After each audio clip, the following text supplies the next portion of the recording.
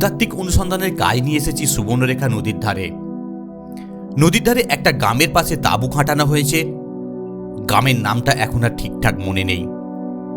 সুবর্ণরেখার দুতীর জুড়ে অনেক ছোট ছোট গ্রাম। এসব গ্রামের বেশ কিছু মানুষই সারাদিন ধরে সুবর্ণরেখার বালিতে সোনার খোঁজ করে। অনেকটা বালি নিয়ে চালাচালি করলে তবেই হয়তো সামান্য কয়েক কণা সোনা মেলে। তাতেই এই মানুষগুলোর দিন চলে যায়। আমারও কাজ সোনার খোঁজ করা, তবে একটু অন্য ধরনের। এখানে সুবর্ণরেখার আশেপাশে গোটা কয়েক খনি সুড়ঙ্গ আছে। শোনা যায় এসব খনি থেকে বহুকাল আগে সোনা তুলতেন স্থানীয় ছোটখাটো রাজারা। এভাবেই নাকি অনেক সোনা তোলা হয়েছে খনি থেকে। সে যাই হোক, আমার এখানকার কাজ হলো খনি এবং খনি থেকে সোনা পাওয়ার সম্ভাবনা কতখানি সে সম্পর্কে সমীক্ষা চালানো। আমার সঙ্গে অফিসের সার্ভেয়ার দত্তবাবু আর ড্রাইভার দাসবাবু আছেন। এছাড়া স্থানীয় গ্রাম থেকে রামু আর কালু নামে দুজন মজদুরকে কাজে বহাল করেছি আমার সঙ্গে খনির ভেতরে কাজ করবার জন্য। এই দুজনের মধ্যে রামু খুবই স্বাস্থ্যবান আর সাহসী, আর কালু একটু দুর্বল প্রকৃতির হলেও বেশ বুদ্ধিমান। সুবর্ণরেখার আশেপাশে দিন সাতেক সমীক্ষা চালিয়ে আবিষ্কার করলাম আমার তাঁবু থেকে মাত্র 1.5 কিলোমিটার উত্তরেই রয়েছে এ তল্লাটের সবচেয়ে বড় খনি সুড়ঙ্গ।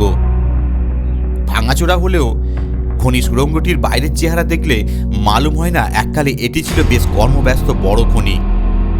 কিন্তু কালের প্রকোপে চারিদিকে এখন ঝোপঝাড় মাকড়সার জাল। তাছাড়া খনির মুখে প্রায় 1.5 মিটার উঁচু বুনো ঘাসের জঙ্গল। আমার নির্দেশে সেদিন রামু আর কালু কাটারি দিয়ে বুনো ঘাসের জঙ্গল কেটে খনিমুখ পর্যন্ত একটা সরু রাস্তা বানিয়ে ফেলল ঝটপট। প্রায় 3 মিটার উঁচু খনিমুখে দাঁড়িয়ে উঁকি মেরে দেখলাম খনিমুখ থেকে ঢালু হয়ে সুড়ঙ্গ নেমে গেছে নিচের দিকে। কিন্তু চারিদিকে এমন আগাছা যে পরিষ্কার না করলে এগোনো মুশকিল। খনিমুখের দুপাশের পাথরের দেয়াল পরীক্ষা করে আতস কাঁচ লাগিয়ে দেখলাম কয়েকটা জায়গায় সোনার আবছা দাগ এখনো লেগে রয়েছে। আমার হাতুড়ি দিয়ে পাথরের দেয়ালে ঘা মারতেই 2টো ঘুঘু পাখি সুড়ঙ্গের ভেতর থেকে উড়ে বেরিয়ে গেল। কালুর দিকে তাকিয়ে ভুরুকুঁচকে জিজ্ঞাসা করলাম, সুড়ঙ্গের ভেতর বাঘ টাক নেই তো? না বাবু সাহেব, এই খনিতে বাঘ নাই, তবে ভূত আছে। কালুর গলার স্বরে ভয়ের ছোঁয়া আছে। কালুর কথা শুনে হেসে বলি, দুধ, ভূত বলে আবার কিছু আছে নাকি? কি রামু, কালু, তোমার কি মনে হয়? সঙ্গে সঙ্গে জোরালো গলায় রামু বলে ওঠে, না বাবু সাহেব, নিচে যেতে আমাদের কোনো ভয় নাই। চোর, ডাকু, বাঘ, ভাল্লুক কিছুকেই আমরা ভয় পাই নাই। তবে কি না ভূতের ব্যাপার। কথা বলতে বলতে কালুর দিকে আর চোখে তাকায় রামু। কালুও বলে ওঠে, হ্যাঁ বাবু সাহেব, রামু ঠিকই বলেছে। বাঘ, ভাল্লুক, ডাকু কিছুকেই আমরা ডর পাই না। শুধু ভূতের কাছে এতটুকু ডর লাগে। বাঘের সঙ্গে লড়াই করা যায়, কিন্তু ভূতের সঙ্গে তো লড়াই চলে না। কখন যে ওনারা পিছন থেকে ঘাড় মটকে দেবেন। তবে কি তোমরা আমার সঙ্গে সুড়ঙ্গের নিচে যাবে না? আমার কথা শুনে সঙ্গে সঙ্গে রামু আর কালু দুজনেই লজ্জায় জিভ কাটে। ছি ছি ছি ছি, বাবু সাহেব, সে কথা কি আমরা বলতে পারি? আপনার কাছে চাকরি করছি, আপনি যেখানে বলবেন সেখানেই যেতে হবে আমাদের। তবে ঠিক আছে, আজ নয়, কাল সকাল 8টা নাগাদ খেয়ে দিয়ে আসবো এখানে। তারপর আমি, দত্তবাবু আর তোমরা দুজন সবাই মিলে সুড়ঙ্গের ভিতরে নামবো। কি দত্তবাবু, আপনার আপত্তি নেই তো? দত্তবাবু আমতা আমতা স্বরে বলেন, না না, আপনি যখন বলছেন তখন আর আপত্তি থাকবে কেন? তবে আমি কিন্তু স্যার ভূত পেতে বিশ্বাস করি। দত্তবাবুর কোনো কথার জবাব না দিয়ে আমি সেই পুরনো কালের খনি সুড়ঙ্গটির দিকে অবাক চোখে তাকিয়ে থাকি। প্রায় 100-150 বছর আগে কিভাবে এমন একটি মজবুত খনি সুড়ঙ্গ খনন করেছিলেন সে যুগের মানুষরা, সে কথা ভেবে বিস্মিত না হয়ে পারি না। তাঁবুতে ফেরার পথে সোনার খনি সুড়ঙ্গ সম্বন্ধে নানা গল্প শুনি কালু আর রামুর মুখে। শোনা যায় বহুদিন আগে কোনো এক রাজার বইমাত্রীয় ভাই নাকি সোনার খনি থেকে এক ঝুড়ি সোনার টুকরো নিয়ে পালানোর সময় রাজার রক্ষীদের হাতে মারা পড়েন। ওর মৃতদেহের কোনো সৎকার পর্যন্ত হয় না, খনিতেই পড়ে থাকে। লোকের বিশ্বাস তারপর থেকে সোনার খনিটা অভিশপ্ত হয়ে ওঠে। পরে ওই খনিতেই যারা সোনার লোভে ঢুকেছে তারা কেউই নাকি পান নিয়ে ফেরোতে পারেনি। এসব গল্প শুনতে শুনতে সন্দেহ আর বিশ্বাসের দোলায় ক্রমাগত দুলছিল আমার মন। পরের দিন বেশ ভোরেই মুরগির ডাকে আমার ঘুম ভেঙে গেল। অবশ্য ইতিমধ্যেই পাশের তাঁবু থেকে দত্তবাবুর গলা শুনতে পেলাম, অর্থাৎ উনি আরও আগেই উঠে পড়েছেন ঘুম থেকে। বেরোবার জন্য তৈরি হতে হতে ভাবছিলাম সুরঙ্গের মধ্যে নামবো কি না পুরনো খনিতে কিছু পাওয়া গেল না এই রকম রিপোর্ট দিয়ে কলকাতা ফিরে যাব। কিন্তু কিছুক্ষণ পরেই রামু আর কালু হাজির, ওদের হাতে মশাল। গতকাল আমি ওদের মশাল আনতে বলেছিলাম, কারণ খনি সুরঙ্গের মধ্যে দিনের বেলাও ঘুটঘুটে অন্ধকার। মশালের আলোয় সুরঙ্গের ভেতরের সব কিছুই ভালোভাবে দেখা যাবে, আর হিংস্র জানোয়ার থাকলে তারাও মশালের আগুন দেখে ভয় পাবে। ওদের হাতে মশাল দেখে মনের সব দ্বিধা ঝেড়ে ফেলে তৈরি হয়ে নিলাম। খনি সুরঙ্গে নামার আগে আমরা চারজন, আমি, দত্তবাবু, কালু আর রামু। কালু আর রামু দুজনের হাতে জ্বলন্ত মশাল আর কাটারি, সঙ্গে কেরোসিন ভর্তি প্লাস্টিকের হ্যারিকেনে রয়েছে। মশাল জ্বালাতে কাজে লাগবে। কাটারির প্রয়োজন ঝোপঝাড় সাফ করতে হবে আর হিংস্র জন্তু জানোয়ারের মোকাবিলা করতে হবে। আমার কাছে আছে একটা 5 সেলের টর্চ, হাতুড়ি আর কিছু টুকিটাকি। দত্তবাবুর কাছে সার্ভে করার যন্ত্রপাতি। সুরঙ্গে ঢুকে রামু আর কালু সকলের আগে আগে যাচ্ছে, ওদের পেছনে আমরা দুজনে, অর্থাৎ আমি আর দত্তবাবু। আমরা ভেতরে কিছুটা যাওয়া মাত্রই গোটা কয়েক চামচিকে ডানা ঝটপট করে উড়ে পালালো বাইরে। বেশ কিছু মেটো ইঁদুরের ছোটাছুটি শুনতে পাওয়া গেল। সুরঙ্গ প্রায় ফিট 10 মতো চওড়া, ঢালও বেশি নয়। রামু আর কালু আমাদের সামনে ঝোপঝাড় আগাছা জঙ্গল সাফ করতে করতে চলেছে, পেছনে আমরা খুব সাবধানে পা ফেলে চলেছি। তবু কি এক অজানা আশঙ্কায় গা ছমছম করছে।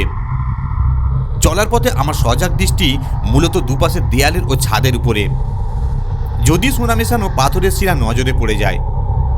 সুরঙ্গের মুখ থেকে প্রায় 20 ফিট যাওয়ার পরে সুরঙ্গ দুদিকে ভাগ হয়ে গেল, বাঁ দিকে আর ডান দিকে। আমরাও দুদলে ভাগ হয়ে আমি আর রামু বাঁ দিকে গেলাম, দত্তবাবু আর কালু ডান দিকে। সুরঙ্গের ভেতরে কয়লার মতো কালো অন্ধকার। মশালের আলোয় দুপাশের দেয়াল পরিষ্কার দেখা যাচ্ছে। দেওয়ালের গায়ে অসংখ্য গাঁইটির দাগ, কোথাও বা মেঝের উপর ডাঁই করা পাথরের স্তূপ। সেই প্রাচীন সময়ের স্বর্ণসন্ধানীরা জড়ো করে রেখে গেছেন। পাথরের স্তূপ পরীক্ষা করতেই 2-4টে সোনা মেশানো টুকরো টুকরো পাথর দেখতে পেলাম। কিন্তু এরকম টুকরো পাথরে কাজ চলবে না। পাথরের গায়ে সোনার ঝকঝকে শিরা খুঁজে বের করতে পারলেই তবেই না এই অ্যাডভেঞ্চার সার্থক। খানিকটা চলবার পর রামুর মশালের জোর কমে এলো, তারপর এক সময় তাই নিভেই গেল। রামুর কাছে দেশলাই নেই, দেশলাই আর কেরোসিন থেকে গেছে কালুর কাছে। রামু বলল, বাবু সাহেব আপনি এখানে একটু দাঁড়ান, আমি কালুর কাছ থেকে এক ছুটে মশালটা আবার ধরিয়ে নিয়ে ফিরছি। রামু চলে গেল। জায়গাটা বেশ অন্ধকার হয়ে গেল। আমার 5 সেল টর্চটাও ঠিকমতো কাজ করছে না। তবু সেটা নিয়ে দেয়ালের উপর ফেলে সোনার শিরার খোঁজ করতে লাগলাম। আশপাশে সব দেয়ালের আলো ফেলতে ফেলতে হঠাৎ চোখে পড়ল বাঁদিকে আর একটা সুড়ঙ্গ পথ। ওদিকটাই একবার দেখা দরকার ভেবে সুড়ঙ্গ পথে ঢুকে পড়লাম। টর্চের আলো ফেলে ধীরে ধীরে এগোচ্ছি সুড়ঙ্গ পথ ধরে। কিছু দূর এগোবার পর আবার ডান দিকে বাঁ দিকে দুটো সুড়ঙ্গ পথ। এবার বাঁ দিক ছেড়ে ডান দিকে এগোতে লাগলাম। আবার এগোতে এগোতে দুপাশের দেয়ালে ফেলেছি টর্চের আলো। একটা ব্যাপার দেখে অবাক লাগছিল। যতই ভেতরে যাচ্ছি ততই পাথরের দেয়ালে সোনার ভাগ বেড়ে যাচ্ছে। মাঝে মাঝে চোখে পড়ছে ছোটখাটো সোনার শিরাও। আর সঙ্গে সঙ্গে হাতুড়ি দিয়ে দেয়াল থেকে সোনার টুকরো ভরে ফেলছি হ্যাভারসাকে। বেশ বুঝতে পারছিলাম আমাকে যেন সোনার নেশায় পেয়ে বসেছে। তবুও কেবলই এগিয়ে যাচ্ছিলাম আরও সোনা পাওয়ার লোভে। খনির মেঝের উপর অজস্র পাথরের টুকরো, গর্ত, কোথাও বা শ্যাওলা। পিছলে যেতে যেতে বেঁচে গেছি অনেকবার, তবু থামতে পারছি না। কেবলই এগিয়ে চলেছি কি এক ভয়ঙ্কর নেশায়। অথচ আমার তো রামুর জন্য অপেক্ষা করার কথা ছিল।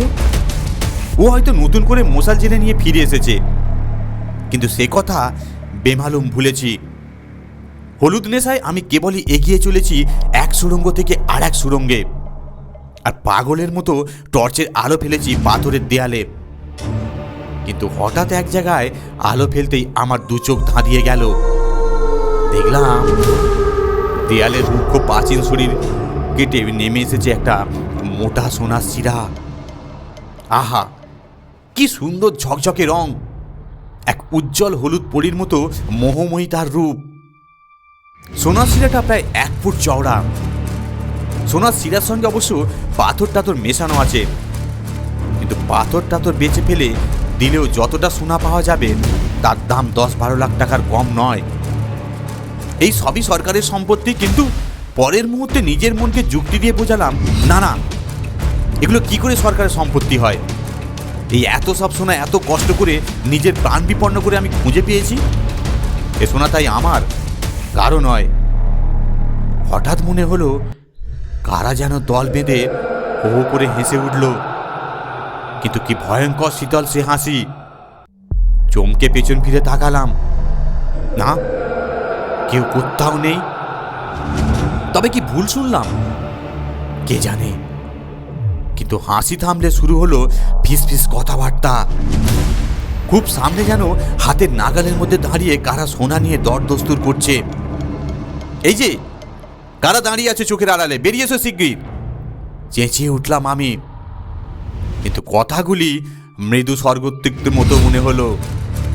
কেউ তো আড়াল থেকে বেরিয়ে এসে আমার সামনে দাঁড়ালো না, বরং মনে হলো কারা যেন হাসছে, এক তুমুল বিকট অট্ট হাসি। কারা হাসছে, কোথায় হাসছে, কেন হাসছে, এসব বুঝবার চেষ্টায় টর্চের আলো ফেললাম কাছে দূরে। টর্চের আলো ঘোরাতে ঘোরাতে হঠাৎ চোখের সামনে ঝলসে উঠল দেয়ালে ঝোলানো দুটো কঙ্কাল। কিন্তু ওরা স্থির নয়, দুটো কঙ্কাল যেন লড়াই করছে নিজেদের মধ্যে, একজন আর একজনের গলা টিপে। দুটোই কঙ্কাল, অথচ কি প্রাণপণ ভয়ঙ্কর যুদ্ধ দুজনের মধ্যে। তো আমার টর্চের আলো ওদের উপর পড়লে নিজেদের মধ্যে মারামারিটা হঠাৎ থেমে গেল। এবার কঙ্কাল দুটো যেন এগিয়ে আসছে আমার দিকে। কঙ্কাল দুটো জীর্ণ হাত যেন আমারই গলা টিপতে এগিয়ে আসছে। ওদিকে কারা যেন ফিস ফিস করে কি সব বলছে। লোভী কোথাকার, সোনা নিতে এসেছিস, মর তবে। দূরে কোথায় যেন দুমদাম ঠং ঠং ঝনঝন আওয়াজ হলো। সেই শব্দে যেন আমার হৃৎপিণ্ডের রক্ত জমাট বরফ করে দিল এক মুহূর্তে। ভয়ে অবস্থায় আমার হাত থেকে টর্চ খসে পড়ল মেঝেতে, আর পড়েই নিভে গেল। আর সঙ্গে সঙ্গে সুরঙ্গের ভেতরে শ্মশানের অন্ধকার, ফিস ফিস কথাবার্তা, কোদাল গাইটির ঠং ঠং, টাকা পয়সার ঝনঝন শব্দ যেন বেড়ে গেল 1000 গুণ। তারই মধ্যে শুনতে পাচ্ছিলাম দুই কঙ্কালের যুগল পায়ের শব্দ। ধীরে ধীরে কিন্তু অনিবার্যভাবে এগিয়ে আসছে আমার দিকে। ভয়ে চিৎকার করে জ্ঞান হারিয়ে লুটিয়ে পড়লাম খনি সুরঙ্গের পাথুরের মেঝেতে। যখন জ্ঞান ফিরল, দেখলাম তাঁবুর ভেতর আমার নিজের খাটেই শুয়ে আছি। আমাকে ঘিরে রয়েছে দত্তবাবু, দাসবাবু, কালু আর রামু। সকলের চোখে মুখে দুশ্চিন্তার ছাপ। তাঁবুর বাইরেও বিরাট জটলা। একটু স্বাভাবিক হবার পর দত্তবাবু বললেন, ওহ, আমরা যা ভয় পেয়েছিলাম। আপনার কি হয়েছিল বলুন তো? রামুকে মশাল জ্বালিতে পাঠিয়ে অত দূরে চলে গেলেন কি করে? যা ঘটেছিল তা বললাম মোটামুটি। চোখ বড় বড় করে রামু বলল, আপনাকে তো আগেই বলেছিলাম ওই খনির ভেতর ভূত আছে। গরম দুধের কাপে চুমুক দিতে দিতে হাসলাম আমি। আরে না না, সবই মনের ভুল বলতে পারো। কাল রাতে তোমার কাছে ভূতের গল্প শুনবার ফল। রামুর কথা হেসে উড়িয়ে দিলাম বটে, কিন্তু মনে একটা খটকা থেকেই গেল। ব্যাপারটা কি সত্যিই তাই? ধন্যবাদ। গল্পটি শোনার জন্য আপনাদেরকে অসংখ্য ধন্যবাদ। আপনারা সুস্থ থাকুন, ভালো থাকুন, এই কামনাই করি।